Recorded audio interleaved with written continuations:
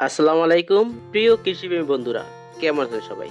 আজকে আমরা আলোচনা করব ধান গাছের সবচেয়ে বেশি দেখা যায় এমন 5টি রোগ এবং এগুলোর প্রতিকার নিয়ে। এই ভিডিওটি যদি আপনি মনোযোগ দিয়ে দেখেন, ইনশাল্লাহ আপনি রোগ চেনার সাথে সাথে সঠিক সময়ে প্রতিকারও করতে পারবেন, যাতে করে ধান গাছ নষ্ট না হয় এবং ফলন ভালো হয়।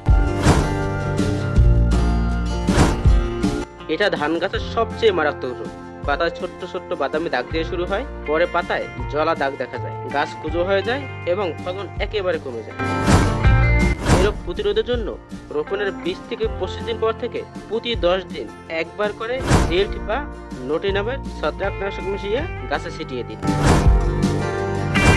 পাতায় বাদামি রঙের গোল দাগ দেখা যায়, পাতার রং ফ্যাকাশে হয়ে যায়। আর এই রোগ প্রতিরোধের জন্য ভিটাভ্যাক্স বা কনফিডার প্লাস ছত্রাকনাশক ব্যবহার করুন এবং জমিতে জিঙ্ক ও বোরনের অভাব থাকলে সেগুলো পূরণ করুন।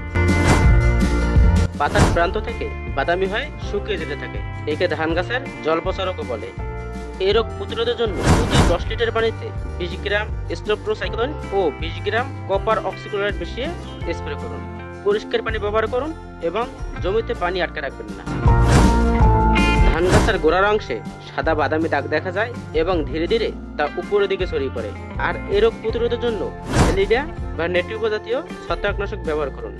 বেশি গুঁড়ো ছাড়া রোপণ করা যাবে না, এতে পাতার চলাচল কমে যায় এবং রোগও বেড়ে যায়। পাতা হলুদ হয়ে যায়, গাছ খাটো হয়ে যায়, অনেক সময় ফলনই হয় না। এটা মূলত এক ধরনের ভাইরাস যেটা ছড়ায় বাদামি পোকা বা গ্রিন লিফ দিয়ে। কারাতে বা সাইপারমেথ্রিন জাতীয় কীটনাশক স্প্রে করে এই পোকা নিয়ন্ত্রণ করতে হবে।